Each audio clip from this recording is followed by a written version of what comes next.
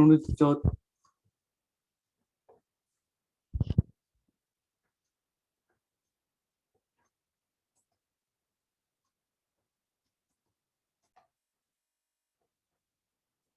Sorry, recording start किया मैंने अभी.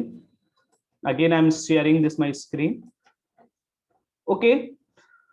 So here, in order to identify the extraneous left attributes, what we have to do? Here you can see this is a dependency set.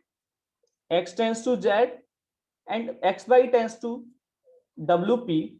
Now XY tends to ZWQ. Okay. And another one is XZ tends to R. So these are the dependency set. Now we have to identify the extraneous left attributes. Here in this dependency, whenever we are going to identify an extraneous left attribute, so we have to check in the left side of the dependencies. So in the left side, if there are multiple attributes, then there will be a chances for extraneous left attributes. If there is a single attribute, then there is a no chances of extraneous left attribute. So in this dependency, there will be a no extraneous left attributes. Okay, so we can avoid this dependency. Now in these three dependency, there may be chances of extraneous left attribute. Either in the first case, in this case, either X may be extraneous left or Y may be extraneous left. Okay, so we can check for identification of X. Assume X is a left extraneous attributes. If X is a left extraneous attributes, then we have to compute the closure of Y. So for X, we have to identify the closure of Y.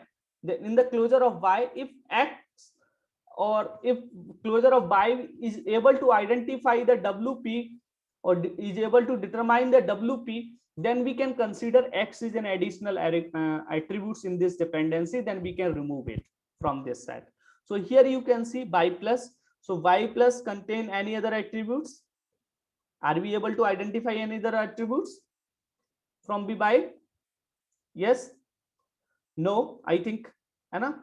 So instead of X, if we can consider Y, so for Y, you have to identify the closure of X. So here you can see closure of X will contain X.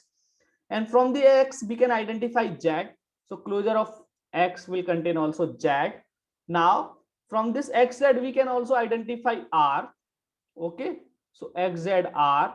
Now from this, we can identify another other dependencies or not? From XZR. Yes. Any other dependency we can identify from XZR? Yes. Yes. No. Hello.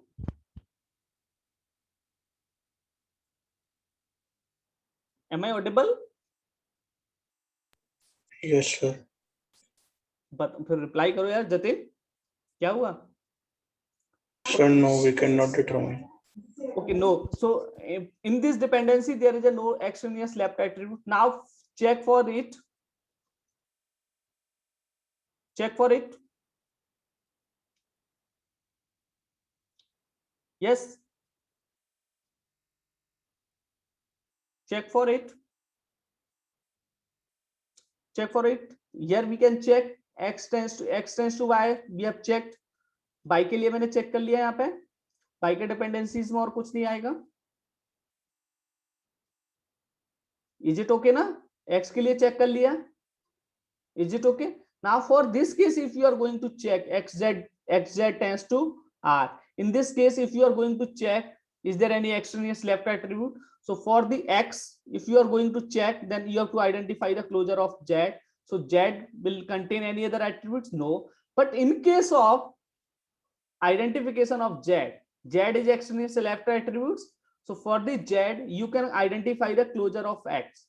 So closure of X, you can check here. X will contain X, and from this X tends to Z, we can identify X tends to Z. Okay. Now from this X tends to Z, XZ can also identify here. XZ can also identify here R. It means R will be in the closure of X without including Z. So here from this dependency, we can also write this dependency X tends to R instead of x z tends to R. Is it okay? Is it clear? Yes, sir.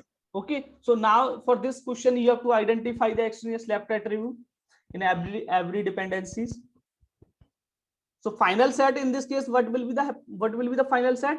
One is x tends to z, another one x by tends to wp, or x by tends to z zw, sorry, zwq, and x tends to r.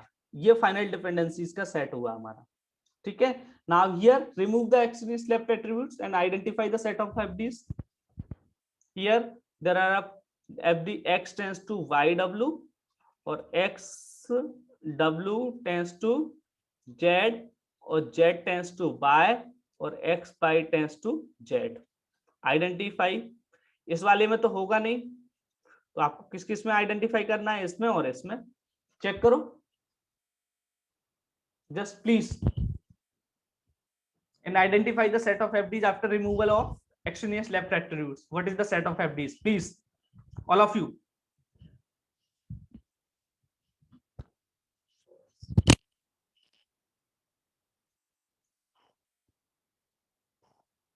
Hello. So W and Y W and Y. नहीं, set of FDs बताओ आप. जैसे मैंने इसमें identify किया ना, ये आया फाइनल सेट. ऐसे आप बताओ कौन कौन सा आएगा. Sir, x tends to YW. x tends to yw, ये तो हो गया. Second X tends to Z. x tends to z, और Z tends to Y. z tends to y, और X tends to Z. x tends to z. Is it okay? All of you are getting same? Yes. All of you are getting same? Is anyone is getting a different?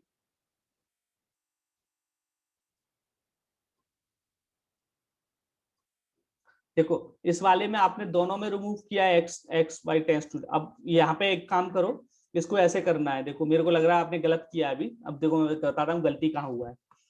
If you are removing the x w from here, then you have to consider like एक अपने पास set of FDs क्या होगा? x tends to yw, और xw tends to z, and z tends to y, and xy tends to z. This is a set of FDs.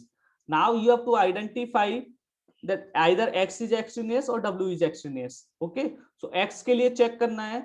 Then for x is extraneous, then you have to identify w closure of w.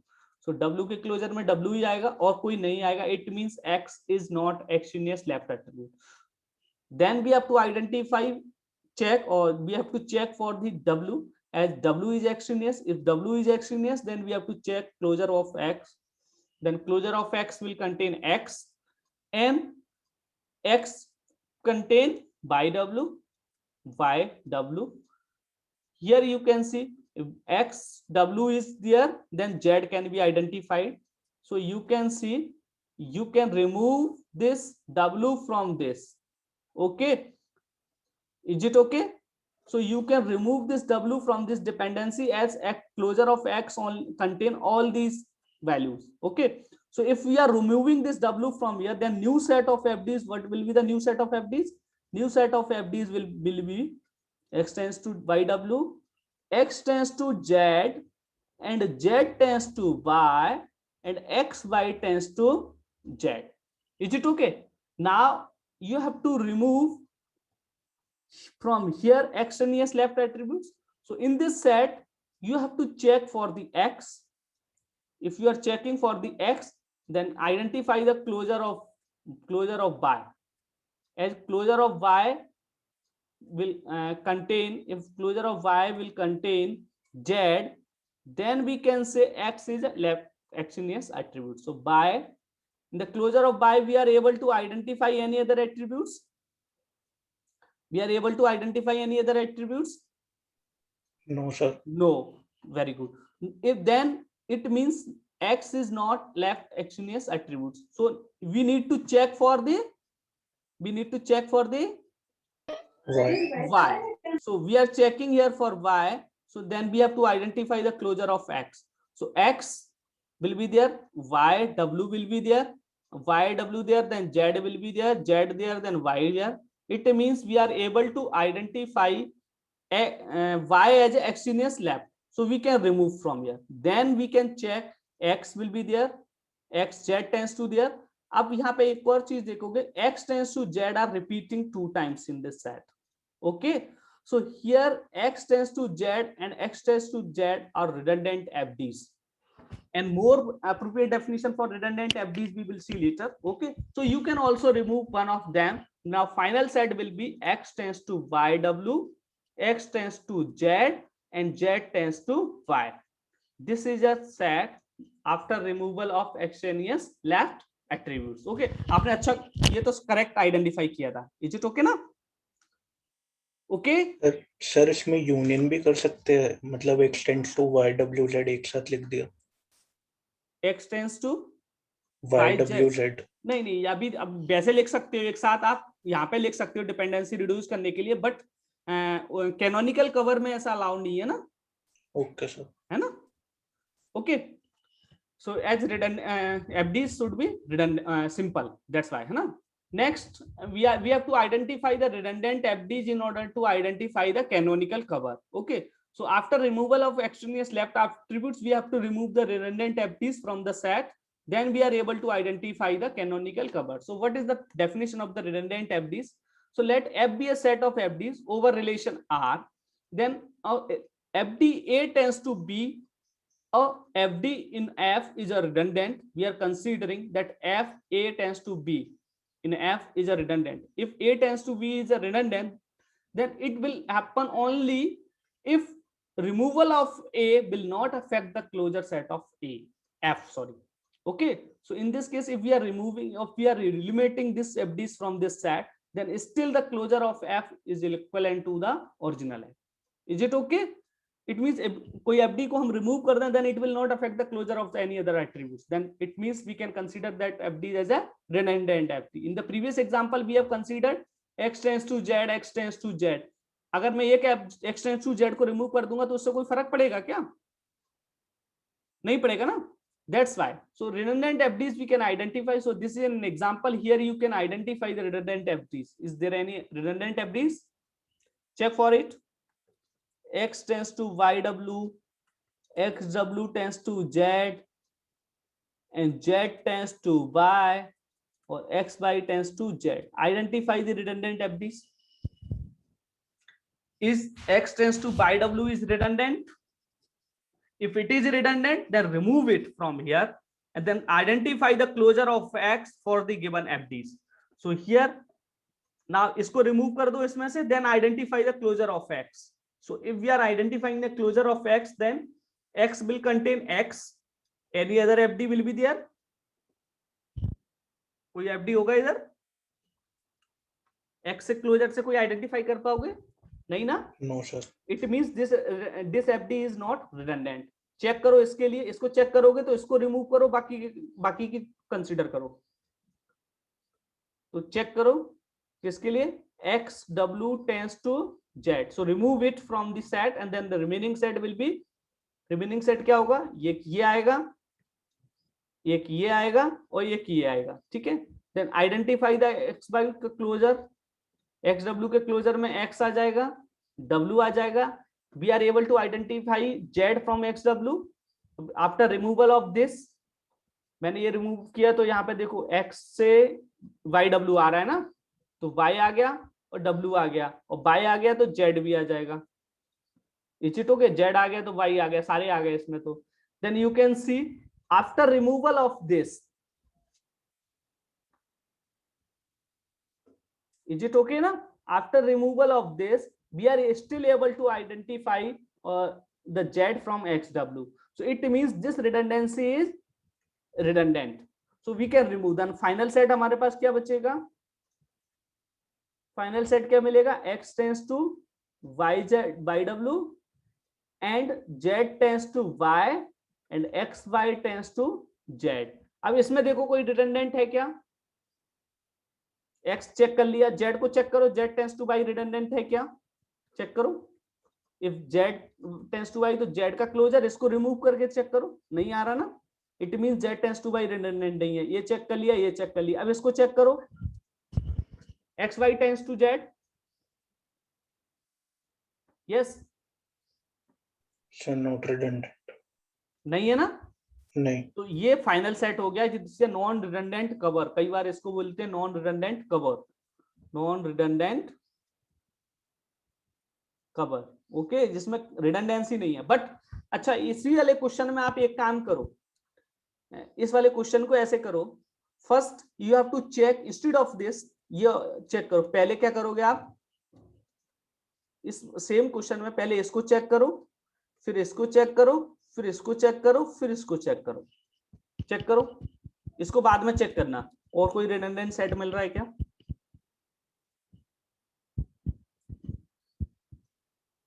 Z tends to Y है redundant? No sir, इसमें third वाला redundant होगा। X by tends to Z है ना? Yes sir. अगर मैं x by का closure निकालूंगा तो एक्स आ जाएगा, वाई आ जाएगा, और एक्स से बाई यहां से आ गया, और डब्ल्यू भी आ गया मेरे पास, डब्ल्यू आ गया तो एक्स डब्ल्यू से जेड आ जाएगा, इट मींस ये भी रिडंडेंट है। तो दूसरा सेट क्या बनेगा, X tends to Y W और X W tends to Z and Z tends to Y. तो एक ही एक एफडी के मल्टीपल नॉन रिडंडेंट कवर भी हो सकते हैं, लेकिन यहाँ पे देखो X by X W tends to Z में रिमूव करूंगा, then we can not remove X Y tends to Z. If we are removing x y tends to z, then we cannot remove x w tends to z. Is it okay ना? तो दो solution हो सकते हैं इसी question के, दोनों ही correct solution है, ठीक है। ये क्वेश्चन है, ये आइडेंटिफाई करो आप, ये आपके लिए एक्सरसाइज है, चेक करो, x by tends to z is redundant, it means we have to identify the closure of x by after removing this fd from here। तो इसको रिमूव करेंगे एक्स वाइट को, तो अब चेक कर सकते हैं ना, था अभी चेक किया था ना, एक्स आ जाएगा, बाई आ जाएगा, और एक्स आ गया तो बाई डब्ल्यू आ जाएगा, डब्ल्यू एक्स डब्ल्यू आ गया तो जेड भी आ गया, it means it is redundant, okay ना? Yes sir. इसको चेक, इसको करो, नॉन रिडंडेंट सेट और cover of FDs identify for the given set.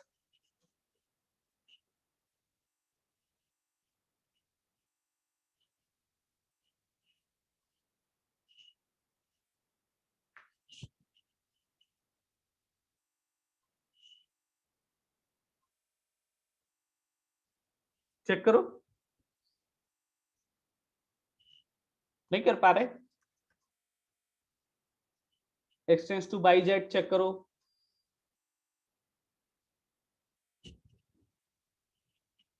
बड़ा है थोड़ा सा, एक्स का क्लोजर निकालोगे तो निकल रहा है, बाई जेड आ रहा है कहीं से, नहीं आएगा, इसको चेक करो, ये तो रिडंडेंट नहीं है, इसको चेक करो, Z tends to Z W tends to P, तो जेड डब्ल्यू का क्लोजर निकालो, जेड आ जाएगा, डब्ल्यू आ जाएगा, और कोई आ रहा है, डब्ल्यू से क्या आ जाएगा, एक्स पी क्यू, सारे आ जाएंगे सर। एक्स पी क्यू आ गया, और सब आ गए, it means Z W tends to, ये क्या हो गया, रिडंडेंट। तो अपना नेक्स्ट सेकंड फर्स्ट स्टेप में तो एक रिमूव कर दिया, तो दूसरे स्टेप में आपको डिपेंडेंसीज का सेट क्या लेना है, remove for removal of another dependency, एक तो ये आ गया, ये रिमूव कर दिया, नेक्स्ट क्या बचेगा, p टेंस टू z और w tends to x p q and x by q tends to y w and w q tends to y z। अब इसमें चेक करो, x को तो चेक कर चुके थे, p को चेक करो, p आ गया, और कोई आ रहा है, नहीं होगा, तो ये रिडंडेंट नहीं है, ये रिडंडेंट नहीं है। नेक्स्ट चेक करो w वाली, फिर से W आ जाएगा, और कोई, और सारे कोई आ जाएंगे। नहीं, W को तो हटाना है ना, इसको चेक करना है रिडंडेंट है कि नहीं, इसको तो चेक करना है, तो इसको remove, after removal of this you have to check ना। अगर ये डिपेंडेंसी इसमें नहीं होती तो W का क्लोजर क्या आता,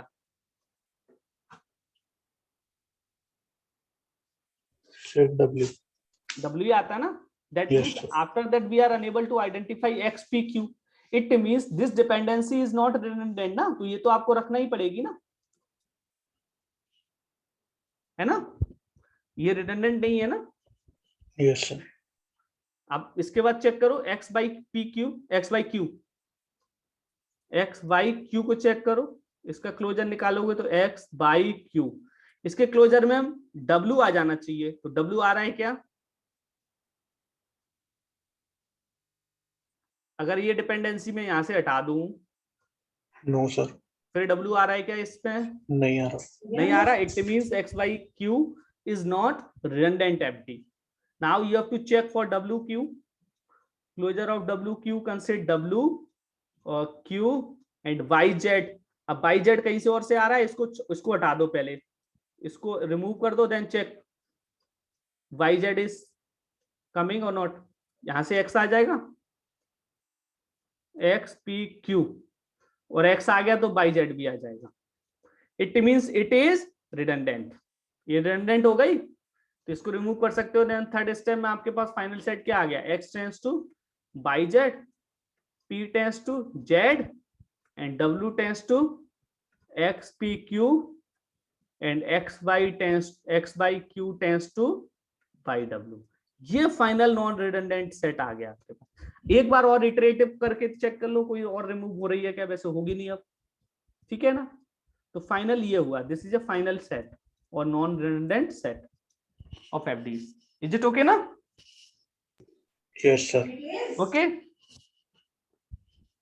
इसके लिए कैनोनिकल कवर आइडेंटिफाई करना। In order to identify the canonical cover we have to follow first decompose the relationship or decompose the FDs such that there will be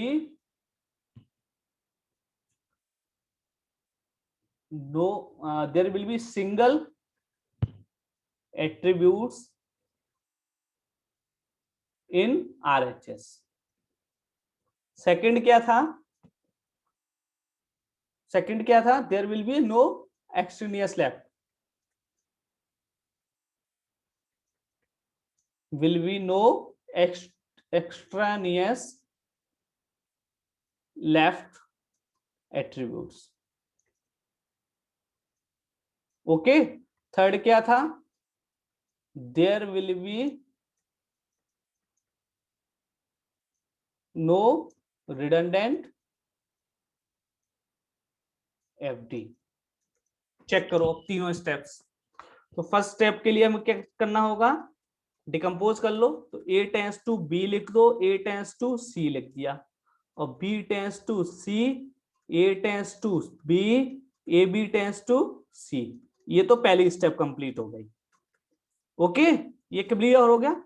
second देखो, सेकंड में क्या करना है, what we have to do, identify the extraneous left attribute. So second, in the case of second there will be no extraneous left, तो extraneous left के लिए किसको check करना है, only last वाली dependencies को। so in the case of last you have to check A is extraneous, in order to check A we have to identify the closure of B। so in order to identify the closure of B, B will be there, and from the B we can identify C will be there। C से कोई और identify हो रहा है, no, so still we can see in the closure of B we are able to make a dependency B tends to C instead of AB tends to C। हम लिख सकते हैं ना, क्योंकि यहाँ पे दो एट्रीब्यूट से C को आइडेंटिफाई कर रहे हैं, जबकि B से अकेले से आइडेंटिफाई कर सकते हैं। It means A is extraneous left, so we can remove A। Okay, तो फाइनल सेट हमारा क्या हो गया, A tends to B, A tends to C, B tends to C, and A tends to B, and B tends to C। ये second step आ गया। Third step, redundant and FDs identify करो। सो redundant में एक तो तुम देखोगे A tends to B and A tends to B दो बार दिख रहा है। Is it okay? Yes, sir. Remove one, एक रिमूव किया, A tends to C, B tends to C, B tends to C दो बार है, तो एक तो यहाँ पे देखो, एक हमारे पास क्या होगा, A tends to C, और क्या आ गया, A tends to B,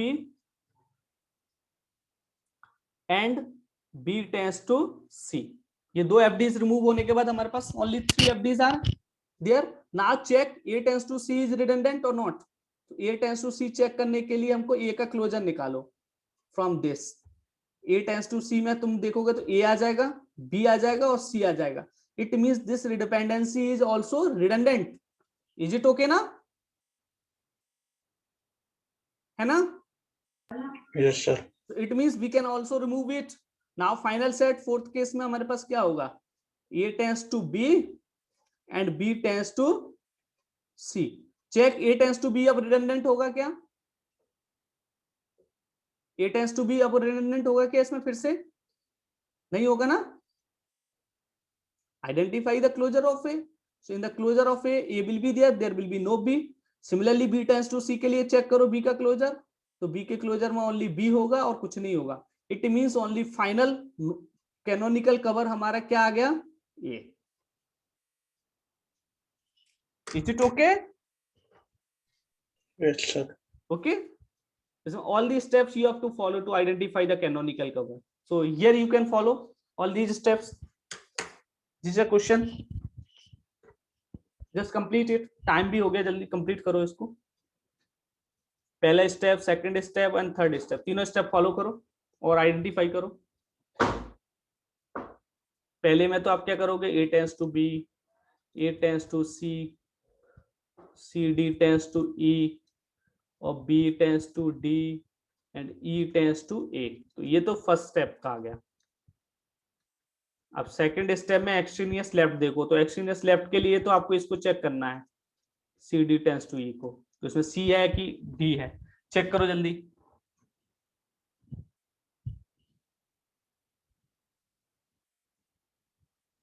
कौन सा है? C को चेक करना है तो D का क्लोजर निकाल लो। तो D के क्लोजर में D आएगा और any other dependencies will be और any other attributes will be there? No. Then we have to check for C, तो D, then C का क्लोजर आइडेंटिफाई करो, C will be there। C से कोई और आइडेंटिफाई हो रहा है? हो रहा है क्या?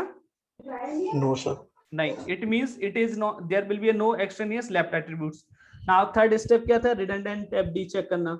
रिडंडेंट में चेक करो A tends to B redundant है क्या?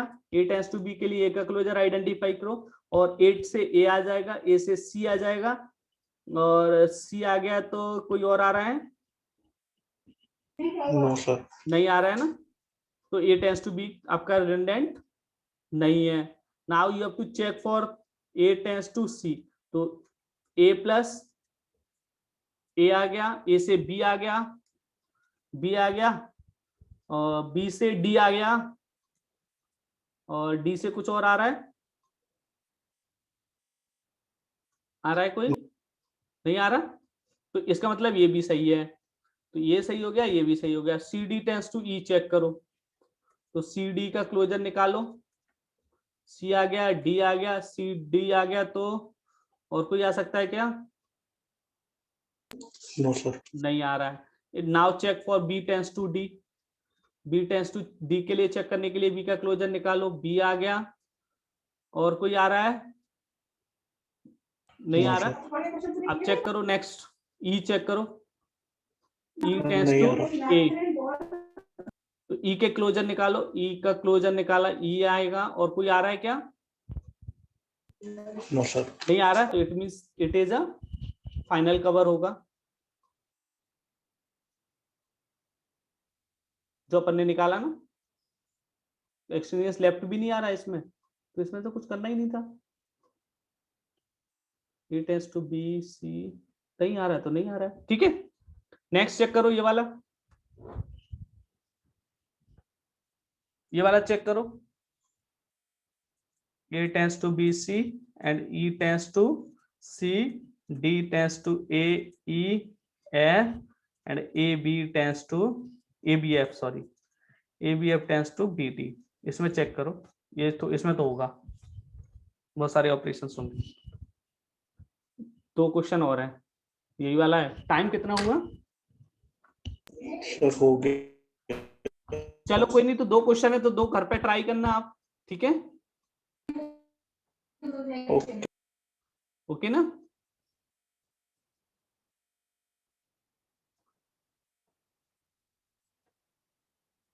Okay, thank you. So we have to check for the conditions of the canonical cover. So we have to remember the condition of the canonical cover. Just the conditions for the canonical cover is equivalent FD. That there will be an implication from F to FC and FC to F. Second is there will be a single attributes in the RHS, so you can directly apply the decomposition. Thus, second step is very simple. And the third step, you have to remove the extraneous left attributes, and then you have to remove the redundant FDs from the set. Then you will be able to identify the canonical cover. Okay. So these are the simple steps that you have to follow for identification of the canonical cover. Okay. Okay. Thank you all.